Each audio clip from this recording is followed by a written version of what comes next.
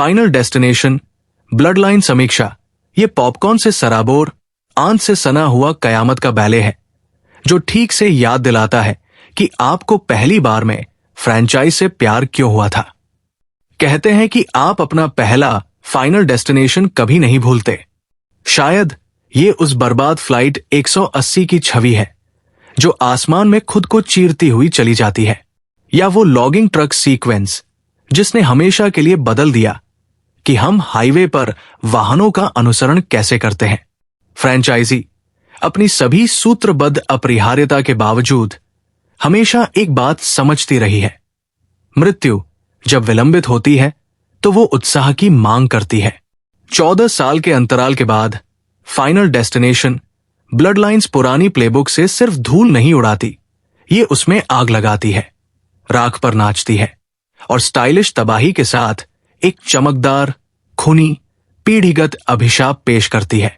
Freaks की जोड़ी Jack लिपोवस्की और एडम बी स्टीन द्वारा निर्देशित ब्लड लाइन्स की शुरुआत इस फ्रेंचाइजी के अब तक के सबसे ओपेरा सेट पीस से होती है।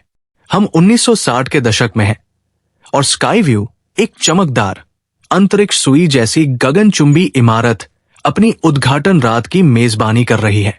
जैजब संरक्षक द इसले ब्रदर्स के शाउट पर झूमते हैं, शैंपेन की कलियां खनकती है और एक चोरी का सिक्का इच्छाधारी फव्वारे में फेंक दिया जाता है जो रूप गोल्डबर्ग की कयामत की श्रृंखला को शुरू करता है, जो भड़कीले प्रवेश द्वार से लेकर कांच के फर्श को चकनाचूर करने तक फैल जाता है।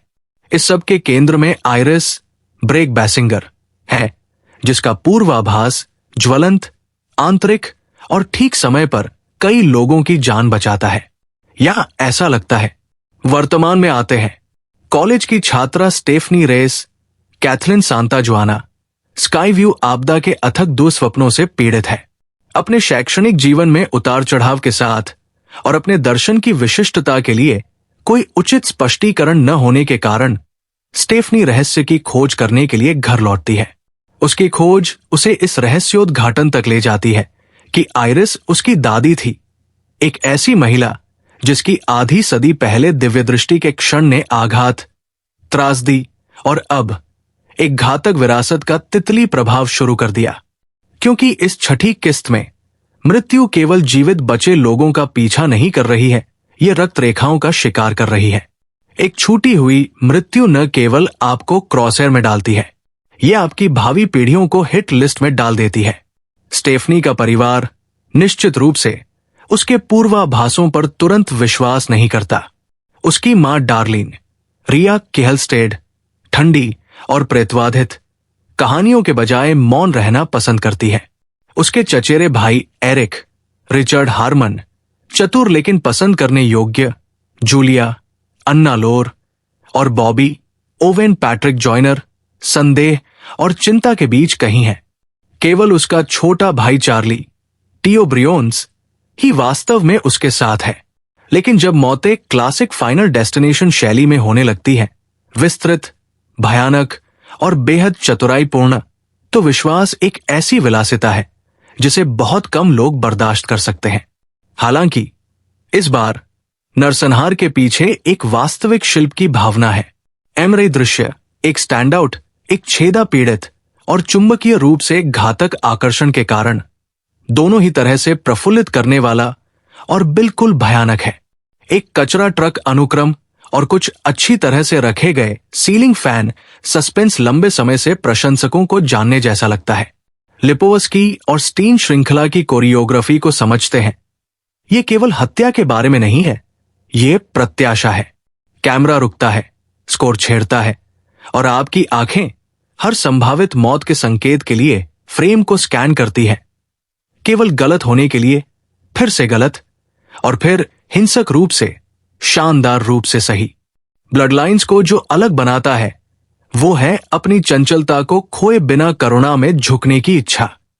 परिवार पर ध्यान केंद्रित करना न कि सिर्फ किशोरों के एक समूह पर ऐसे दाव लाता है जो सिर्फ शारीरिक नहीं बल्कि भावनात्मक भी होते हैं। फिल्म हालांकि हल्के ढंग से विरासत में मिले आघात, जीवित रहने के बोझ और पीढ़ीगत अपराध बोध को छूती है। स्टेफनी, जिसे सांता जुआना ने निभाया है, सिर्फ चीखने चिल्लाने वाली रानी से कहीं ज्यादा है वो परेशान, दृढ़ निश्चयी और जमीनी है, जो इस फ्रैंचाइज के लिए दुर्लभ लगता है। गैब्रियल रोज अब बुजुर्ग आयरिस के रूप में चुपचाप दिल तोड़ने वाली है, जो आत्मनिर्वासन में रहती है और दशकों बाद भी मौत की छाया में रहती है।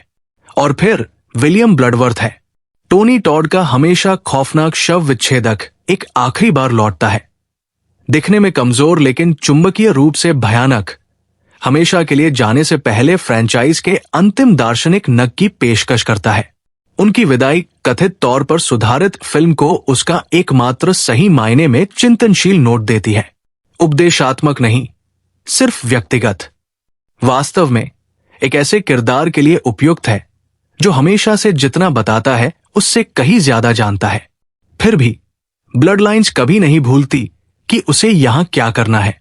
ये एक height and horror roller coaster है, जिसमें सूक्ष्मता के लिए शून्य धैर्य और अराजकता के लिए अधिकतम प्रतिबद्धता है। हां, कुछ सबप्लॉट बनावटीपन की ओर बढ़ते हैं। हां, तीसरा एक्ट पूरी तरह से लोक कथाओं के डंप क्षेत्र में जाता है। लेकिन जब आप उछलते हुए सिक्कों, ढहते हुए टावरों, घातक घरेलू उपकरणों और फटते हुए शरीर के अंगों के बीच उलझे हुए होते हैं, तो थोड़ी बहुत गड़बड़ी मजेदार होती है। ये एक ऐसी फिल्म भी है जो अपने इतिहास को जानती है।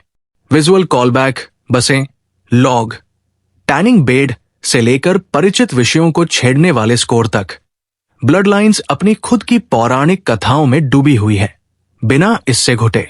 जॉन वॉट्स की कहानी पर काम करते हुए स्क्रीन राइटर गाय बुसिक और लोरी इवांस टेलर ने फैन सर्विस और फ्रैंचाइज रीइन्वेंशन के बीच आश्चर्यजनक रूप से चतुराईपूर्ण संतुलन बनाया है। यहां एक जागरूकता है, चीजों को बहुत गंभीरता से लेने से इनकार करना, जो हर हास्यास्पद मौत को एक पंचलाइन और भुगतान की तरह महसूस कराता है। फाइनल डेस्टिनेशन ब्लड लाइन्स ऊंचा हॉरर नहीं है, ये ऐसा होना भी नहीं चाहता। ये पॉपकॉर्न से सराबोर, आंत से सना हुआ कयामत का बैले है, जो ठीक से याद दिलाता है कि आपको पहली बार में फ्रैंचाइज से प्यार क्यों हुआ था। ये क्रूर, पागलपन भरा और सभी बाधाओं के बावजूद शानदार है। रीपर, ये पता चला है, बस थोड़ा आराम और स्वास्थ्य लाभ की जरूरत थी। आपका फिर से स्वागत है। कास्ट: टोनी टॉड, ब्रेक बैसिंगर, रिचर्ड हारमन। निर्देशक: Jack Liposky, Adam B Stein.